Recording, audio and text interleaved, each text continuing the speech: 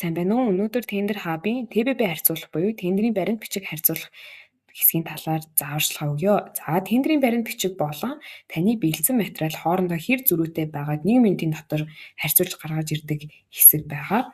За, та энэ талбар дээр тендерийн урилгын дугаараа оруулаад, за мөн тендерийн баримт бичгээ файлаар нь оруулаад, за нэг анхаарах зүйл нь та техникийн тодорхойлтын хэсгээ үлдээгээд бусад мэдээллээ хасаад оруулбал илүү үр дүнтэй харьцуулдгийг мөн 20 мегабайтаас дээш багтаамжтай файл орох боломжгүй байгаа шүү.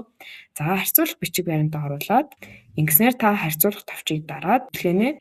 За, ингээд цэнхрээр гарч ирэвэл ерөнхийдөө харьцуултаа хийж ийн арай дуусаагүй гэсэн үг юм. За, ногооноор гарч ирвэл систем маань ерөнхийдөө ялгаа гаргаж ирсэнгүй.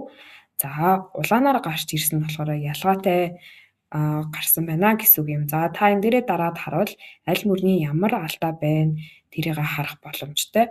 Мөн энэ дээр дарахад ямар файл оруулснаа ингээд харах боломжтой байгаа. За, танд амжилт хүсье, баярлалаа.